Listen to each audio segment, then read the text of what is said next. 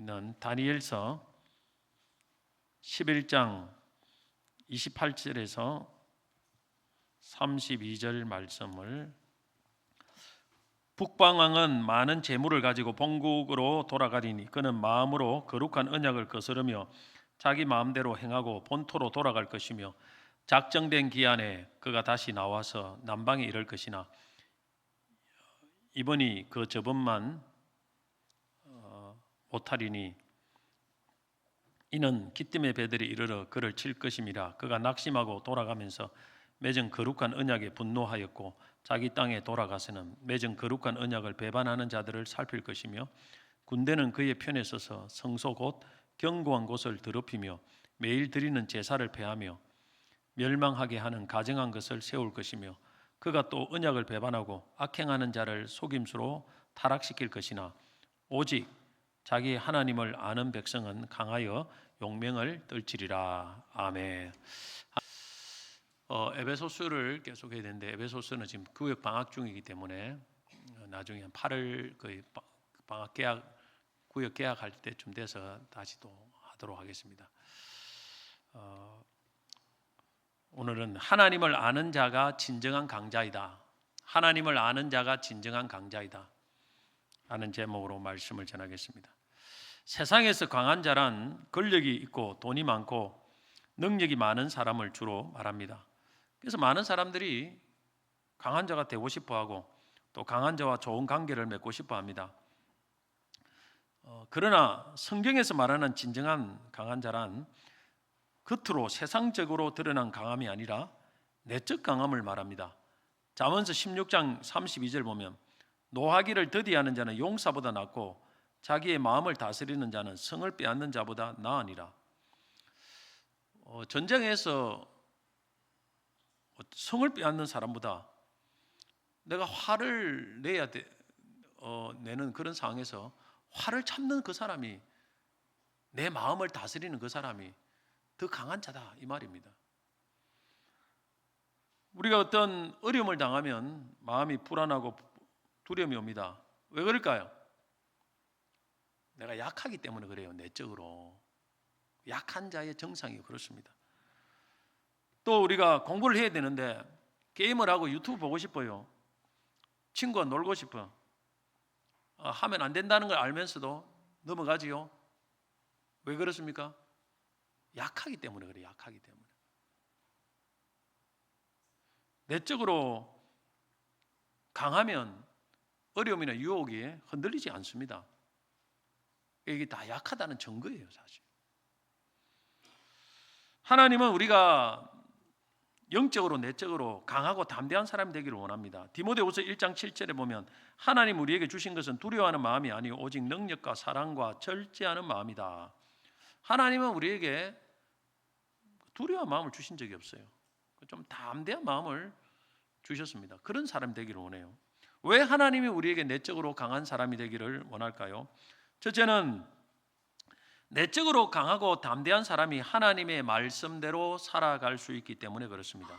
여호수아 1장에 보면 가나안 정복을 앞둔 여호수아에게 하나님 이런 말씀을 했습니다. 1장 7절에 보면 오직 강하고 극히 담대하여 나의 종 모세가 내게 명령한 그 율법을 다 지켜 행하고 우로나 좌로나 치우치지 마라. 그리하면 어디로 가든지 형통하리니. 하나님 말씀을 다 지켜 행하라 해놓고 그러면 형통하리라. 이까지 잘 이해가 되는데 그 앞에 뭐라고 되어 있냐면은 강하고 극히 담대하여. 내적으로 강하고 담대한 것과 하나님 말씀 지킨 것 무슨 연관이 있습니까? 연관이 있습니다. 있기 때문에 이런 말을 하는 거 아니겠습니까? 마음이 약하면 어떤 어려움 상황에서 하나님 말씀대로 순종 못 해요. 자꾸 인간 방법 씁니다. 주일날 예배 드려야 되는 거 아는데 마음이 내일 시험이야. 마음이 약하면 내가 시험 망치면 어떡하지? 예배 못 드려요. 하나님 앞에 나와 예배 드려야 되는데. 그래가지고 말씀 순종 못 하는 거예요. 정직하게 행하면 손해를 보는 거예요. 우리가 하나님 말씀대로 살면 때로는 세상에서 살아갈 때 물질적인 손해를 볼 때가 있습니다. 근데 내가 손해보기 싫은 거예요. 손해보면 내가 돈이 없으면 어떻게 살지? 마음이 약한 거예요. 하나님께 맡기면 되는데 결국에는 세상 방식처럼 거짓말하는 거예요. 말씀대로 못 살아요. 이런 사람이 한두 사람이 아닙니다. 그래도 하나님의 사명도 감당 못해요. 하나님께서 기도원 300용사를 뽑을 때 32,000명이 원서 접수를 했습니다. 무려 한 100대 1의 경쟁률이에요. 근데 하나님이 1차 예선에서 탈락시켰습니다. 탈락시킨 사람이 무려 22,000명을 탈락시켰는데 1차 예선에서 누구를 탈락시킨 줄 압니까? 기준이 두려워하는 자들이에요. 두려워하는 자는 필요 없다. 네가 아무리 능력이 많고 아무리 재주가 많고 지식이 많아도 마음이 두려워하는 사람은 하나님 쓰임받지 못한다니 끝났다. 두려움 떠나가라. 너를 쓸 수 없다. 자, 하나님이 얼마나 이 내적으로 강한 사람을 원하신지 알겠죠. 전도도 마음이 강해야 돼요. 흔들리지 말아요. 실패해도 계속 나가는 거예요. 그냥 실패도 계속 하는 거예요. 그냥 그 사람이 강한 사람이에요. 둘째, 내적으로 강해야 마귀와의 싸움에서 이길 수 있습니다. 그래서 하나님이 이 강한 사람을, 내적으로 강한 것을 원하시죠. 우리 신앙생활에는 보이지 않는 적들이 많습니다. 마귀의 악한 영들이에요. 이들이 때로는 핍박도 하고 유혹을 합니다. 이겨야 됩니다. 그러면 마음이 강하고 담대해야 돼요. 베드로전서 5장 8절 9절 보면 근신하라 깨어라 너희 대적 마귀가 우는 사자같이 두루다니며 삼킬 자를 찾나니 너희는 마음을 굳건하게 하여 그를 대적하라. 여러분, 마귀를 이기려고 하면은 믿음을 굳건하게 해야 됩니다. 믿음을 굳건하기 위해서는 마음이 강하고 담대해야 돼요. 마음이 약하다는 것은 사실은 믿음이 약한 거예요. 사실 이걸 알아야 됩니다. 나는 원래 마음이 약하다. 약하게 태어나도 믿음이 강해지면 마음이 강해져요. 당연히 두려움이 없어져요. 그 말은 내가 아직 믿음이 약하다는 그런 것입니다. 그래 강해져야 믿음이 강해지고 그래야 마귀를 이길 수 있다는 거예요. 네덜란드의 한 서커스단에서 사자 한 마리가 탈출했습니다. 사자는 인근 동네의 어느 집에 들어갔는데 그 집에 한 할머니가 거실에서 뜨개질을 하고 있었습니다. 그런데 할머니가 보니 큰 개 한 마리가 집에 들어와서 마당을 돌아다니는 거예요. 사자를 개로 착각한 거예요. 그래서 할머니 옆집에서 기르는 개인 줄 알고 빗자루를 들고 사자를 공격했더니 사자 놀라서 도망가 버리더랍니다. 무슨 이런 할머니가 다 있는가 싶어서 할머니가 사자 볼 때는 총을 갖고 오는가 싶어서 놀래 도망. 그런지 모르겠지만은 비록 사자인 줄은 할머니는 몰랐지만은 두려워가지고 담대하게 하니까 사자도 도망갑니다. 여러분 산속에서 큰 짐승을 만났어요. 곰을 만났어요. 도망가면 바로 죽습니다. 큰 짐승들 꽁무니를 보고 도망가면 약하다고 생각하고 쫓아온답니다. 뒤를 돌아보면 안 돼요. 딱 눈을 주시하고 네 죽을래. 딱 이게 벌써 눈싸움을 잘해야 돼요. 딱 보고 그래 절대 뒤로 보면 안 된답니다. 그래가지고 담대하게 일단은 맞서야 돼요. 그래서 기회를 봐가지고 이렇게 해야 되지. 우리가 영적으로 싸움할 때도 마찬가지예요. 일단 뭐 어떤 일이 터지면 무서워가지고 벌벌 떨고 어떨까 저떨까 이래버리면 그만 일단 지는 거예요. 마음에서 원래 잡혀버리는 거예요. 그래서 하나님께서는 우리가 강하고 담대하라. 여호수아에 보면 계속 강하고 담대하라, 강하고 담대하라, 강하고 담대하라. 이 말씀이 얼마나 많이 나온지 몰라요. 성경적으로 우리가 내적으로 강해야 됩니다. 그러면 죄와 마귀와 세상 풍조에 싸워 흔들림이 없고 그리고 결국 하나님의 말씀대로 살고 하나님 주신 사명도 감당할 수 있습니다. 그래야 하나님께 쓰임받고 형통의 복도 누리는 거예요. 자, 이렇게 내적으로 강하고 담대한 사람이 되려면 어떻게 해야 됩니까? 오늘 본문에 나와 있습니다. 다니엘서 11장 32절 같이 한번 읽어보겠습니다. 그가 또 언약을 배반하고 악행하는 자를 속임수로 타락시킬 것이나 오직 자기 하나님을 아는 백성은 강하여 용맹을 떨치리라. 자, 오직 자기 하나님을 아는 백성은 강하여 용맹을 떨치리라. 자, 하나님을 아는 백성만이 강하고 담대하게 된다는 것입니다. 하나님 알아야 돼요. 하나님을 모르는 것은 사람은 절대 강하고 용맹한 사람 될 수 없습니다. 내가 벌벌 떠는 것은, 두려워하는 것은 아직 하나님을 제대로 알지 못하고 있다는 증거입니다. 자, 이 말씀 어떤 상황에 주신 말씀입니까? 이 말씀을 잘 이해하려면 배경을 좀 알아야 됩니다. 다니엘서 11장에 보면 바사 왕국과 헬라 왕국에 대한 예언이 나옵니다. 바사 왕국의 왕들이 막 거론됩니다. 바사는 페르시아입니다. 페르시아. 그러다가 3절에 보면 다니엘서 11장 3절에 보면 한 능력 있는 왕이 등장을 합니다. 이 능력 있는 왕이 헬라의 알렉산더 대왕입니다. 자, 알렉산더와 이 바사 왕이 대결을 합니다. 싸움을 해요. 싸움을 해가지고 누가 이기느냐면은 헬라의 알렉산더가 이깁니다. 그리고 바사를 정복합니다. 그런데 능력 있는 알렉산더 대왕이 주전 323년 그만 33세의 젊은 나이에 일찍 죽게 됩니다. 참 안타깝게 좀 요절을 하게 되죠. 그래서 계속 정복하다가 멈추게 돼요. 그리고 죽은 후에 그의 왕국이 그의 부하 네 장군에 의해서 분할이 됩니다. 그리고 네 장군들은 각각 자기 왕조를 세우게 됩니다. 어떻게 세우게 되냐면 애굽에는 프톨레미 왕국을 세우고, 마게도냐와 그리스에는 안티고노스 왕조를 세우고, 이스라엘 지역 팔레스틴을 포함한 아시아 지역에는 셀루키트 왕국을 세우고, 소아시아 북쪽에는 라시마쿠스 왕국을 세웁니다. 그런데 여기 중요한 것은 그 팔레스틴 지역에 있는 그 셀루키트 왕조와 애굽에 있는 프톨레미 왕국입니다. 이게 셀루키트 왕족은 북쪽에 있기 때문에 북방왕이라 불러요. 그 왕은 북방왕. 그리고 프톨레미 왕국 애굽 쪽에 있으니까 남방에 있어서 남방왕이라고 부릅니다.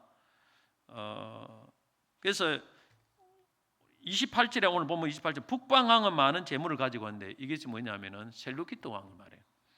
이 셀루키트 왕조 이 북방왕이 이제 주전 198년부터 이스라엘이 독립왕국이 될 때까지 팔레스타인 지방을 다스립니다. 이스라엘을 다스립니다. 그런데 이 왕조의 이 한 왕이 참 못된 왕이 등장해요. 이 왕의 이름이 뭐냐면은 안티오쿠스 에피파네스라는 왕이에요. 에피파네스라는 뜻은 신의 현현자라는 뜻입니다. 아주 좀 모독적인 신성 모독적인 이름을 가지고 있는데, 이 사람이 왕이 되어서 그 당시 팔레스틴을 다스렸기 때문에 이스라엘의 엄청난 신앙적인 박해를 가하게 됩니다. 유대교의 대제사장직을 자기 마음대로 해임하고 베냐민 지파 사람을 임명하는 악행을 저질렀습니다. 원래 대제사장은 아론 자손의 계통이 돼야 돼요. 그런데 베냐민 지파 사람을 임명합니다. 더 많은 세금과 충성을 서약한 사람을 대제사장으로 임명한 것입니다. 안식일을 지켜도 안 됩니다. 아이에게 할례를 행하면 그 아이를 죽여서 어머니 목에 걸어놓고 그 아이의 아버지를 죽이고 할례 행한 제사장을 죽입니다. 할례 못 행하게 합니다. 그리고 성소는 제사장 외에는 들어가지 못하는 곳이었는데, 그는 군대를 성전 남문에 주둔시키고 성전 바깥 부분과 성소까지도 짓밟고 더럽혔습니다. 하나님의 성전을 모독했습니다. 그리고 유대인들이 매일 드리는 제사를 폐했습니다. 그리고 헬라의 제우스 신상을 성전 안 번제단이 있던 자리에 세우고 율법에서 부정한 짐승으로 제사를 드리지 못하는 그런 규정한 돼지고기를 사용했습니다. 자, 이것이 31절에 보면 이런 말씀이 나옵니다. 군대는 그의 편에 서서 성소 곧 견고한 것을 더럽히며 매일 드리는 제사를 폐하며 멸망하게 하는 가증한 것을 세울 것이며, 이게 안티오쿠스 에피파네스가 행했던 일을 지금 설명하고 있는 것입니다. 이런 엄청난 신앙의 핍박과 미혹이 쓰나미처럼 지금 이스라엘에 밀려오는 상황에서 많은 사람들이 하나님을 떠납니다. 하나님 말씀을 배반합니다. 언약을 배반하고 미혹을 받아 타락하게 됩니다. 그런 상황에서도 오직 하나님, 자기 하나님을 아는 백성은 다르더라는 거예요. 강하여 용맹을 떨치리라. 그게 오늘 본문의 말씀이에요. 32절 보죠. 그가 또 언약을 배반하고 악행하는 자를 속임수로 타락시킬 것이나, 그가 안티오쿠스 에피파네스거든. 오직 자기 하나님을 아는 백성은 강하여 용맹을 떨치리라. 그런데 하나님을 모르는 자들, 그냥 교회만 다니는 사람들은 이 통해요. 그냥 미혹하고 겁주니까 다 교회 안 나오고 떠나. 근데 하나님을 제대로 아는 백성은 통하지가 않는 거예요. 그 핍박이, 유혹이 통하지가 않아요. 이게 하나님 아는 사람과 모르는 사람의 차이입니다. 그 당시 다 보면 이스라엘은 하나님을 안다고 하죠. 믿는다고 하죠. 그러나 탁 핍박이 가고 고난이 오고 유혹이 딱 오면요, 확 드러나는 거예요. 이걸 아셔야 됩니다. 이 코로나 때도 오니까 좀 드러났지 않습니까? 그리고 학생들은 시험 때가 딱 되면 드러나요. 청년들은 직장 딱 가면 드러나고, 결혼할 때 가면 결혼하고 나 드러나고. 그냥 일 때 몰라요. 딱 하나님을 아는 사람은 다릅니다. 내적으로 딱 강해. 어떤 핍박과 유혹에도 흔들리지 않아요. 그리고 하나님 말씀대로 살아갑니다. 이것이 강한 사람이에요. 이것이 내적으로 강한 사람이고 영적으로 강한 사람입니다. 온실 안에 있어가지고는 몰라요. 온실을 걷어내고 그 다음에 세상 풍파가 오고 막 이게 추위가 오고 그럴 때 진짜 강한 자와 약한 자가 나타난다는 거예요. 약한 자는 다 떠나요. 유혹에 넘어가고 세상과 타협하고 고난이 오면 다 떠나요. 그러나 자기 하나님을 아는 백성은 다릅니다. 강하여 용맹을 떨치리라. 할렐루야. 겉으로 강해 보여도 조금만 어려우면 고난을 줘보고 뭐 조금 잘 돼 보면 알아요. 금방 하나님 벌써 세상으로 벌써 물들어 버립니다. 이거는 영적으로 약해서 이런 현상이 있는 것입니다. 영적으로 강한 자 중에 실제로 그 안티오쿠스 에피파네스 왕이 핍박을 하는 중에 폭군의 요구에 굴복하지 않고 하나님의 약속을 배반하지 말 것을 촉구하며 막 사람들을 가르치는 사람이 일어났습니다. 너희는 그렇게 하면 안 된다. 그 말에 넘어가면 안 된다. 그들의 그 핍박에 넘어가지 말라. 그러니까 가만두겠습니까? 이 폭군이 그냥 막 핍박을 더 강합니다. 그렇게 말씀을 전하는 사람은. 그래서 재산이나 목숨까지 잃는 큰 고통을 겪게 됩니다. 이 33절에 나와요. 오늘 보면 33절에 보면 백성 중에 지혜로운 자들이 많은 사람을 가르칠 것이나 그들이 칼날과 불꽃과 사로잡힌과 약탈을 당하여 여러 날 동안 몰락하리라. 하나님 아는 백성들은 그냥 그대로 순순히 있지 않아요. 저항을 하는 거예요. 영적 싸움을 싸웁니다. 그리고 다른 사람들을 이야기합니다. 절대 그러지 마라. 그러면 큰일 난다. 하나님을 떠나면 안 된다. 강한 핍박을 받습니다. 핍박을 받아도 계속 하는 거예요. 하나님을 아는 사람은 강하고 용맹하기 때문에. 결국 제사장이 마따니아가 반역의 깃발을 높이 들어 이교도들의 핍박에 저항을 합니다. 그 후 마따니아를 이어 유다의 마카비가 유다의 군대를 이끌어 압도적인 열세에도 불구하고 큰 용기를 가지고 이교도 군대인 시리아 군대와 신앙적인 싸움을 하게 됩니다. 결국 주전 164년 이 에피파네스 군대, 시리아죠. 시리아 군대를 쫓아내고 이스라엘의 독립정부가 탄생을 하게 되는 것입니다. 이래서 약 한 100여 년간 이스라엘이 독립을 하게 됩니다. 사실은 이런 하나님을 아는 백성들의 강력한 영적 싸움, 용감하게 싸움이 없었다면 이스라엘이 100년을 독립할 수가 없어요. 오늘날도 에피파네스 왕이 아닌 세상의 힘과 권력으로 하나님을 믿는 신앙을 유혹하고 핍박하는 세력들이 많이 일어납니다. 그는 시대마다 일어나게 돼 있어요. 마음이 약하고 믿음이 약하면 무조건 하나님 배반하고 타락하게 됩니다. 강하고 담대해야 됩니다. 영적 싸움을 싸워야 돼요. 진리를 파수해야 됩니다. 그런 사람이 결국에는 승리를 하는 겁니다. 그런 교회가 승리를 하는 거예요. 이 시대의 돈과 세상의 쾌락, 편리주의, 얼마나 많은 성도들이 넘어갑니까? 여러분, 마음이 약해서 그래요. 마음이 약해서. 우리 영적으로 강한 자가 되어야 됩니다. 말씀에 딱 붙어야 됩니다. 어떤 상황이라도 하나님 말씀 따라 살아가는. 이걸 위해서는 하나님을 알아야 됩니다. 자기 하나님을 아는 백성은 강하여 용맹을 떨치리라. 여러분 강합니까? 여러분 자신은 강합니까? 내적으로 강합니까? 어떤 유혹과 핍박 가운데도 하나님의 말씀만을 쫓아갑니까?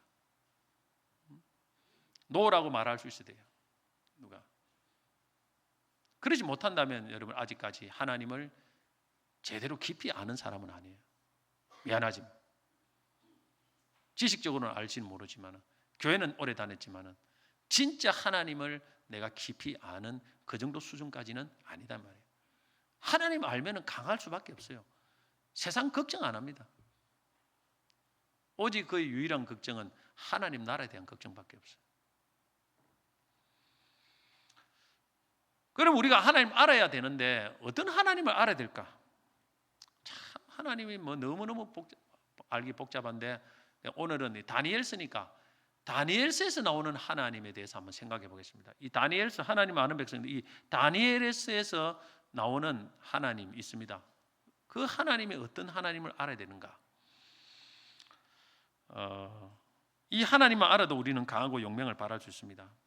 첫째는 하나님을 경외하고 의지하며 말씀 따라 사는 그의 백성들을 지키시고 구원하시는 전능하신 하나님입니다. 이게 다니엘서에 나오는 하나님이에요.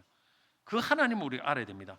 다니엘서 보면 다니엘과 그의 세 친구 하나냐, 미사엘, 아사랴가 나오는데 그들이 바벨론의 어린 나이에 포로로 잡혀와서 신앙을 지키다가 큰 어려움을 많이 겪게 됩니다. 그때 하나님 전능하신 하나님이 그들을 위기에서 건져줍니다. 이걸 보면서 우리가 하나님이 어떤 하나님인지를 알 수 있습니다. 큰 사건 몇 가지만 보겠습니다. 첫째 사건은 다니엘과 세 친구들이 어린 나이에 유다에서 바벨론으로 포로로 잡혀와서 바벨론 왕을 섬기기 위해서 교육을 받던 중에 그 바벨론 왕의 진미와 포도주 음식을 먹을 수밖에 없는 상황에 놓입니다. 그런데 이 음식을 먹으면 하나님 말씀에 보면 죄가 되는 거예요. 옛날에는 죄가 되는 음식이 있었습니다. 먹으면 안 돼요. 많은 사람들이 먹습니다. 잡혀온 사람들 이 사람들밖에 없겠습니까? 다니엘과 세 친구밖에 없는 게 아니고 많이 잡혀왔어요. 근데 그 중에 많은 사람들이 다 먹는 거예요. 그냥 받아 먹습니다. 그냥 죄가 되든지 말든지 내가 살아야 되니까. 이거 안 먹겠다 갔다 오면 내가 완전히 뭐 왕따 당하고 잘못하면 감옥 가고 잘못하면 어찌 되겠습니까? 내 신세가 끝나는 거 아니겠습니까? 다 먹어요. 다 먹는데 다니엘과 세 친구만은 달랐어요. 용감했습니다. 딱 뜻을 정해서 안 먹겠다. 하나님의 말씀이 아니니까 안 먹겠다. 그리고 왕이 주는 음식 대신에 물과 채소만 먹기를 요청했습니다. 우리는 물과 채소만 먹겠습니다. 우리는 왕이 주는 음식 안 먹겠습니다. 그랬더니 그 요청하는 자체가 벌써 용감한 거 아니겠습니까? 허락이 되었어요. 하나님 은혜로. 열흘 동안 물과 채소만 먹게 됩니다. 열흘 후에 왕이 주는 좋은 음식을 먹은 사람들과 물과 채소만 먹은 다니엘과 세 친구들의 얼굴을 비교해 보니까 물과 채소만 먹은 다니엘과 세 친구들의 얼굴이 훨씬 빛나고 아름다워 보이는 거예요. 이게 상식에 맞지 않는 일입니다. 하나님이 밀어줬기 때문에 이런 일이 일어나는 거예요.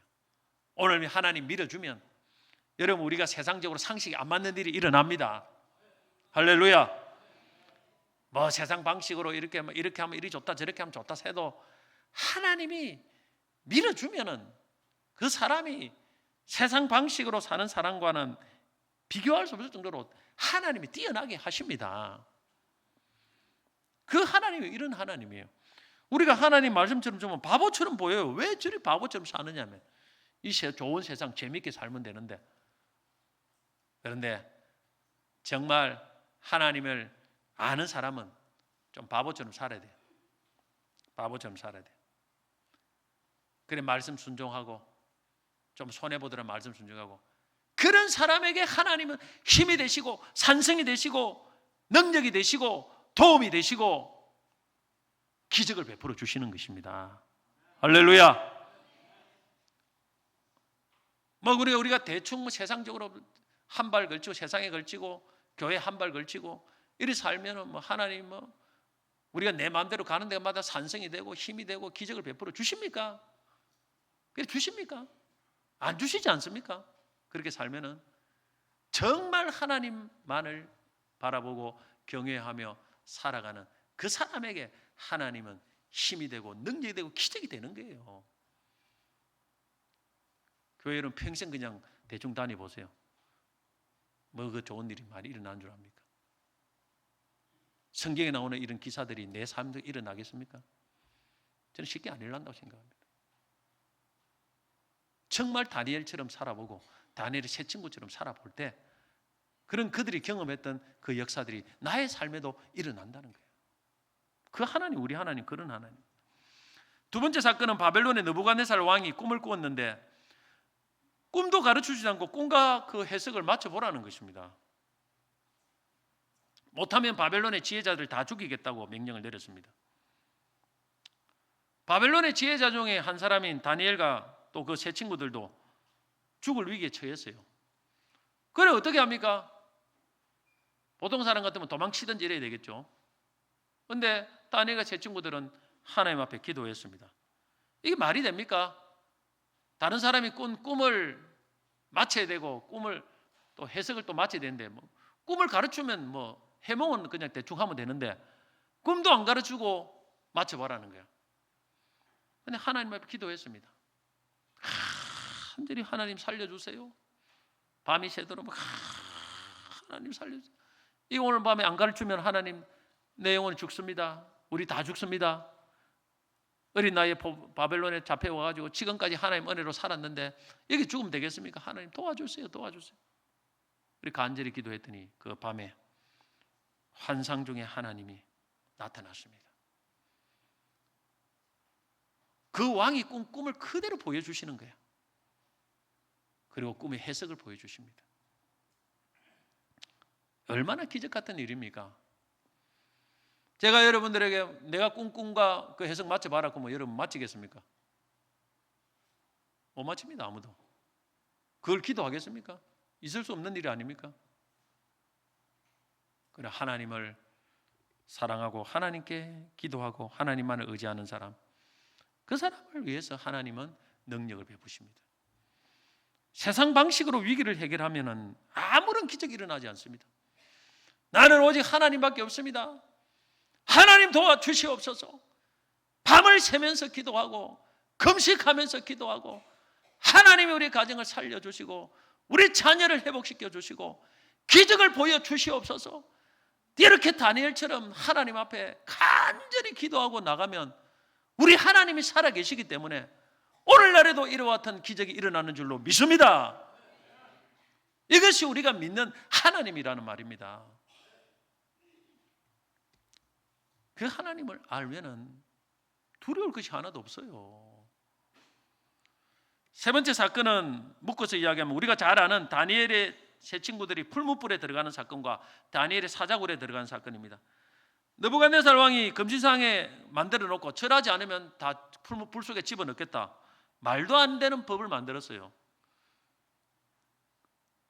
그런데 다니엘의 세 친구들은 이 금지상에게 절을 하면 우상숭배가 돼요. 나는 못하겠어. 딱 버텼어요. 이 담대하지 않습니까? 그러니까 왕이 열받아가지고 평상시보다 불을 7배나 더 뜨겁게 하라고 했습니다. 얼마나 뜨겁게 했으면 그 다니엘의 세 친구들을 불 속으로 집어넣으려고 그들을 압송했던 군사들이 그 불 근처에서 집어넣는데 그 불 속에 들어가지도 않았는데 그 근처에 다 타 죽었어요. 군사들이. 그만큼 불이 뜨거웠습니다. 그런데 그 세 친구들이 불 속에 집어넣는데 그곳에 하나님이 함께 하신 거예요. 그 세 친구들을 딱 붙들고 계셨습니다. 그리고 기적 같은 일이 일어났습니다. 이사야서 43장 2절과 같은 그 말씀 같은 기적이 일어났습니다. 내가 물 가운데로 지날 때에 내가 너와 함께 할 것이라. 강을 건널 때에 물이 너를 침몰하지 못할 것이며 내가 불 가운데로 지날 때에 타지도 아니할 것이요 불꽃이 너를 사르지도 못하리니. 이 말씀대로 기적이 일어나는 거예요. 불 속에 들어갔는데 타지도 않고 머리칼 하나도 거스르지도 않고 빠마도 안 되고 고대도 안 되고 놀라운 일이 일어난 거예요. 그냥 냄새도 안 나요. 냄새도 안 나.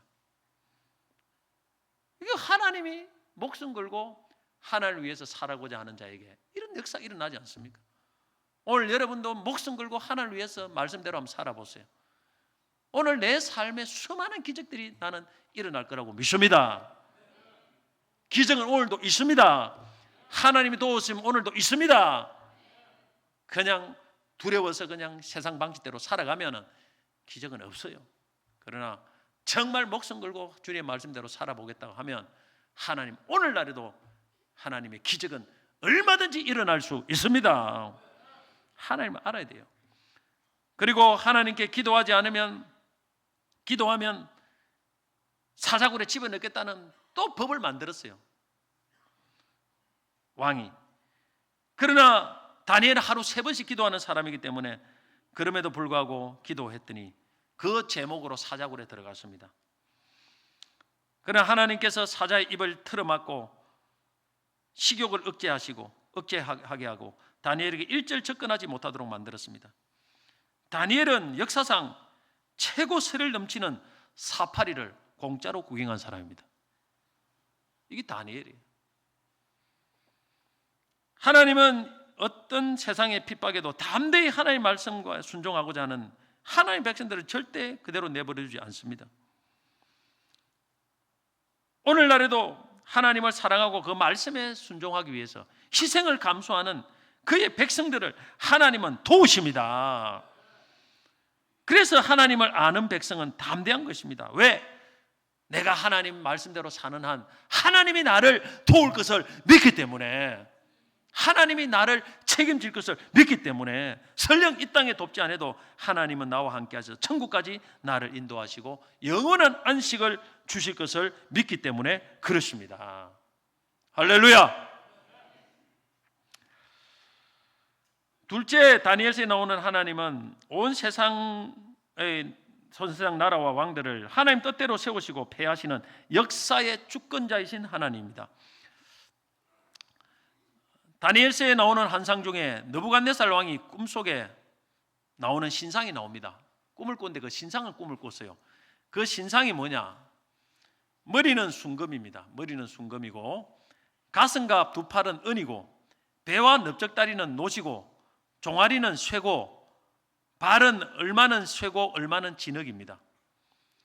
이 신상의 모습은 뭘 말합니까? 해석을 해보면 머리인 순금은 바벨론 말합니다. 바벨론, 아주 큰 강대국입니다. 가슴과 두 팔의 은으로 된 것은 바벨론보다 좀 못한 나라로 짧은 역사를 가진 페르시아 제국, 바사 제국을 말합니다.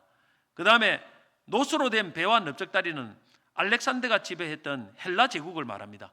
그리고 쇠로 된 종아리는, 쇠는 모든 것을 부수는 강한 나라 아닙니까? 이게 로마 제국을 말해요. 로마 제국. 로마 제국이 내가 볼 때 역사상 가장 강대한 나라라고 봅니다. 쇠의 나라예요. 쇠의 나라, 철의 나라. 다 부숴버립니다. 발은 쇠와 로마 제국 이후에 쇠와 진흙으로 되어 있는데 이 나라는 마지막 시대에 나타나는 나라로, 얼마는 쇠처럼 단단하네, 얼마는 진흙처럼 쉽게 부서지는 나라로 서로 연합하지 못해요. 이 나라들이. 그게 지금 우리가 살고 있는 이 시대입니다. 그런데 큰 돌이 날아옵니다. 이 신상에게 어느 날 갑자기 이 큰 돌은 예수 그리스도를 말해요. 이게 언제 날아오느냐? 이게 재림 때입니다. 예수의 재림 때. 예수의 재림 때 딱 예수님 재림하면서 큰 돌이 이 신상을 다 박살내 봅니다. 모든 나라를. 뭘 말하냐? 예수의 재림으로 이 세상 모든 나라는 다 사라집니다. 박살나고 하나님이 다스리는, 예수님이 다스리는 하나님 나라만 영원히 남는다라는 의미입니다. 아무리 세상에 강대한 나라라도 여러분, 하나님이 무너뜨리면 다 무너집니다. 이걸 뭘 말하냐면 역사의 주관자는 하나님이라는 것입니다. 이 세상 나라도 하나님이 세우는 것도 하나님이고 폐하는 것도 하나님이고, 강대한 왕들도 세우는 것도 하나님이고 폐하는 것도 하나님이고, 여러분 대통령도 뭐 우리가 투표를 해서 대통령이 세워졌지만은 결국에는 하나님이 세우시고 폐하는 거예요. 하나님이 여러분 그만두라고 하면 그거로 끝나는 거예요. 그날부터 무슨 일을 일어나도록 만들어서 하나님이 폐하버립니다. 그 역사의 주관자는 하나님이에요. 그런 강대한 로마 같은 철의 나라도 하나님이 그냥 어느 순간에 폐해버리니까 그 나라가 넘어가 버리는 것입니다. 이 모든 것을 마음대로 움직이시는 분이 누구냐? 하나님이에요. 그 역사를, 나라를, 강대한 나라도 움직이시는 하나님이 여러분의 가정, 여러분의 개인 한 사람의 그 모든 일어나는 문제를 하나님 마음대로 움직이지 않겠습니까? 앞으로 일어날 다 알고 계세요, 하나님. 그 나라도 지금 다 예언을 해놨습니다. 예언대로 다 됐습니다. 내 앞으로 일어날 우리의 삶에 일어나는 것도 다 알고 계셔요, 하나님이. 그걸 통치하십니다. 다스리십니다. 하나님이 세워야 세워지고 하나님이 무너지면은 못 세우면 절대 안 세워져요. 자녀도 안 세워지고 가정도 안 세워집니다. 그 시편 127편 1절에 여호와께서 집을 세우지 아니하면 세우는 자의 수고가 헛되고 여호와께서 성을 지키지 않으면 파수꾼에 깨어 있음이 헛되도다. 모든 것은 하나님 손에 있습니다. 할렐루야. 두려워할 것이 없습니다. 하나님이 허락하지 않으면 어떤 일도 일어나지 않습니다. 그럼 우리가 뭘 해야 될지 딱 답이 나오지 않습니까? 하나님만을 바라보고 하나님만을 경외하고 하나님만을 의지하고 하나님 말씀에 순종하면 됩니다. 할렐루야. 그러면 하나님이 역사의 주관자인 하나님이 나라도 형통케 하는데 우리의 개인의 각 가정의 모든 문제를 왜 하나님이 형통케 하지 않겠습니까? 이걸 하나님을 아는 사람은 이런 하나님을 경외하고 말씀에 순종하는 삶을 반드시 살게 되어 있어요. 사람 100사람이 나를 못 돕니다. 1000사람이 나를 못 돕니다. 그러나 하나님 한 분이 나를 도우면 어떤 사람은 막을 수 없으며 하나님이 열면 닫을 사람 없고 하나님이 닫으면 열 사람이 없습니다. 할렐루야. 그 하나님을 알아야 돼요. 그런데 오늘날 하나님을 안다고 말하는 교회 다니는 사람들도 얼마나 마음이 약하고 겁을 먹는지 모릅니다. 하나님 끝까지 하나님을 다니엘이 세 친구처럼 하나님 의지하고 순종하지 않고 조금만 어려우면 그냥 하나님 팽개쳐버리고 배반하고 유혹이 있으면 넘어가 버리고 그래서 하나님 앞에 하나님의 놀라운 형통의 복을 누리지 못하는 게 너무나 안타까운 그런 상황 아닙니까? 하나님을 제대로 알아야 돼요. 그럼 어떻게 하면 하나님 제대로 알 수 있습니까? 두 가지만 간단히 생각해 보겠습니다. 첫째는 하나님을 알기를 온 힘을 다해서 힘써야 됩니다. 여러분 교회만 왔다 갔다 하는 게 아니에요. 점만 찍고 출석만 하는 게 아닙니다. 하나님을 알아야 돼요. 하나님을 알되 온 힘을 다해서 알아야 됩니다. 사모해야 됩니다. 하나님 알기를 사모해야 돼요. 잠언서 2장 4절 5절 보면 은을 구하는 것 같이 그것을 구하며 감추인 보배를 찾는 같이 그것을 찾으면 여호와 경외하기를 깨달으며 하나님을 알게 되리니.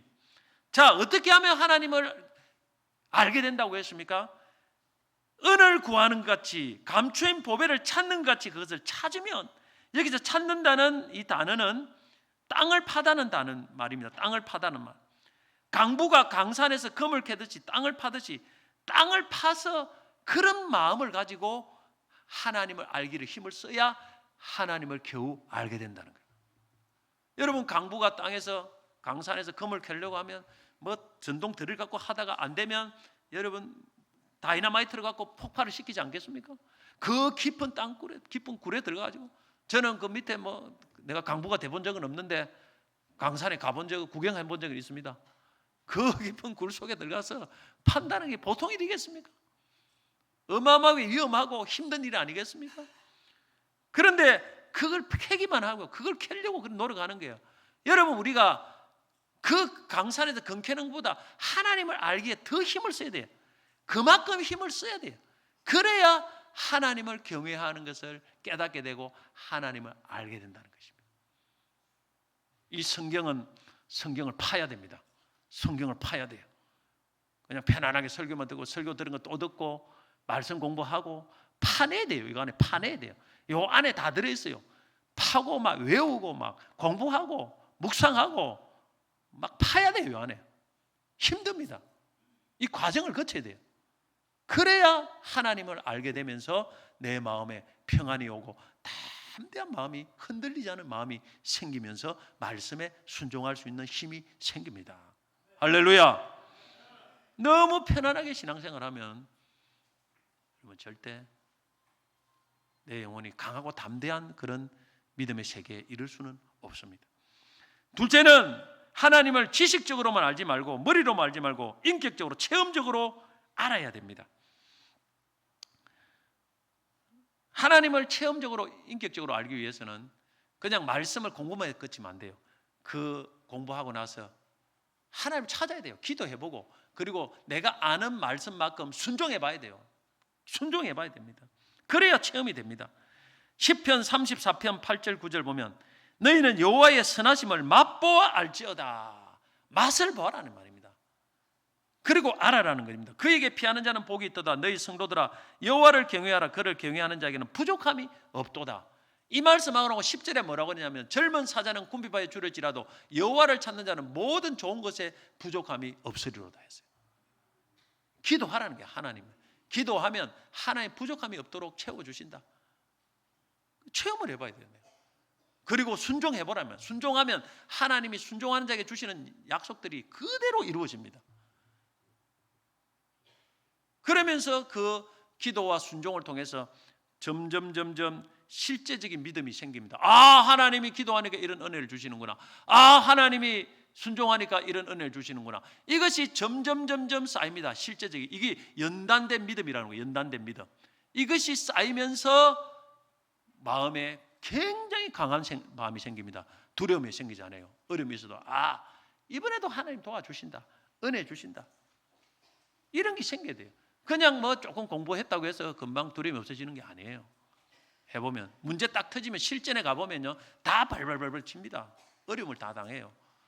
두려워하고 불안에 떨고. 마태복음 6장 33절 보면 너희는 먼저 그의 나라와 그의 의를 구하라. 그러면 이 모든 걸 너에게 더하시리라 했습니다. 모든 걸 더해 주셔요. 우리의 노력이 아닌 우리가 하나님의 나라와 의를 먼저 구하다 보면 모든 걸 더해 주십니다. 내가 지금까지 나의 신앙생활에 보면 나를 쭉 돌아보면 내 개인, 내 가정보다 하나님 나라와 교회를 먼저 생각하면서 섬겼을 때 단 한 번도 하나님이 이 말씀대로 이루어지지 않는 적이 없습니다. 내가 구하지 않는 까지 다 주셔요. 하나님이 모든 것을 더해 주십니다. 할렐루야. 이걸 체험해 보면 우리가 하나님 나라와 의를 먼저 구할 수밖에 없어요. 다른 거 다 맡겨버리고.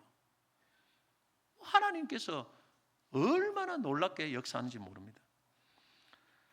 복음서 중에 사람을 보며 세상을 보며 만족함이 없었네. 나의 하나님 그분을 볼 때 나는 만족하겠네. 이런 복음성이 있습니다. 여러분 다 세상을 돌아보고 사람을 보세요. 만족이 안 됩니다. 나의 하나님 한 분만을 볼 때 나는 만족하겠네. 할렐루야. 하나님을 제대로 아셔야 돼요. 하나님을 아는 연단된 믿음이 있어야 됩니다. 살아있는 믿음이 있어야 돼요. 그래야만이 우리가 강하고 담대한 마음으로 하나님을 위해서 섬길 수 있습니다. 어느 교회 부흥사 강사로 오신 목사님이 간증인데 자기가 고등학교 2학년 때 당시에 연병이라고 하는 장질 부사를 불려 휴학을 하고 있을 때 고향 후배의 전도를 받아 시골 교회에 나가게 되었다고 합니다. 교회에 나간 지 2주밖에 안 됐는데 그 교회 목사님이 자신에게 그 고등학교 학생에게 새벽종을 치라고 하는 거예요. 그래서 예 하고 그날부터 새벽종을 치는 것을 배워서 새벽마다 종을 쳤다고 합니다. 고등학교 2학년 아이가. 그리고 그것이 축복의 끈이 되어 오늘날 같이 축복을 받고 있다 이렇게 간증을 했습니다. 그런데 그때 어떻게 해서 종을 치게 되었느냐 하면 자기가 종을 치게 되기 전까지는 그 교회 바로 아랫집에 사는 박집사라는 분이 종 치는 것을 담당하고 있었는데 근데 그 박집사라는 사람은 자기 기분에 맞고 기분이 좋으면 종도 잘 치고 교회를 잘 섬기다가 자기 기분에 안 맞는 무슨 일이 생기면 며칠이고 몇 달이고 종을 치지 않는다는 거예요. 그러다가 자기 기분이 풀리면 종을 치는 그런 사람이었다고 합니다. 그래서 그렇게 자기 기분에 따라 믿음 생활을 했기 때문에 아마 그때도 마음에 틀리는 것이 있어서 종을 치지 않고 있을 때 목사님이 교회 나온 지 2주밖에 안 되는 자기에게 종을 치라고 했던 것 같다 이렇게 이야기했습니다. 이 교회는 시골 교회지만은 교인들이 하나님 축복을 많이 받아서 참 잘된 사람이 많은 교회로 유명하다고 합니다. 그래서 수많은 목회자들과 사모들이 배출된 교회예요. 시골 교회에서. 그런데 이 박집사는 그 동네 예수님을 안 믿는 사람들 사이에서도 예수 믿으면서도 복받지 못한 사람으로 소문난 사람이 되었다고 합니다. 이 사람은 예수 안 믿는 사람 볼 때 이 사람은 진짜 복을 지지도 못 받는 사람. 다른 교인들은 다 복 받는데 하나님을 모르고 교회를 다닌 거예요. 봉사를 한 거예요. 자기 기분 따라 살아가는 이 신앙생활은 하나님 모르고 하는 거예요. 하나님을 알면은 어떤 상황에서라도 흔들리지 않고 오직 하나님 말씀 따라 살아갑니다. 말씀이에요. 그래서 강하고 담대한 마음이 있어야 돼요. 여러분. 흔들리지 않는 마음이 있어야 됩니다. 그럴 때 진짜 하나님 앞에 순종하게 되고 거기에 하나님이 놀라운 은혜가 주어집니다. 여러분. 말씀 맺겠습니다. 하나님을 아는 백성은 강하고 용맹을 바랍니다. 어떤 핍박이나 어떤 유혹이 와도 흔들리지 않습니다. 그리고 오직 하나님 말씀만 따라 사는 것입니다. 오늘 여러분 이런 영적으로 내적으로 강한 사람이 되기를 축복합니다. 이런 사람이 되기를 사모하시기를 바랍니다. 이런 사람이 하나님께 쓰임 받습니다. 이런 사람이 결국에는 형통의 길을 걸어갑니다. 이것을 하기 위해서는 하나님을 제대로 알아야 돼요. 교회 다니면서 봉사만 해가지고는 안 됩니다. 하나님이 어떤 분인지를 알아야 됩니다. 하나님이 역사의 주관자이시고 하나님을 경외하고 하나님을 정말 사랑하고 순종하는 자에게는 반드시 도우십니다. 하나님이 그와 함께 해 주십니다. 이 하나님을 알기에 힘을 다하세요. 여러분 성경을 좀 파시기 바랍니다. 그리고 하나님을 기도하고 하나님 말씀 아는 것만큼 최선을 다해서 한번 순종해 보십시오. 그러면 하나님이 진짜 말씀대로 되는가 안 되는가 여러분 분명하게 깨달을 겁니다. 하나님이 살아 계십니다. 할렐루야. 그래서 여러분 하나님을 알아 강하고 용맹한 하나님의 용사들이 다 되셔서 하나님 앞에 귀하게 쓰임 받기를 주의 이름으로 축복합니다.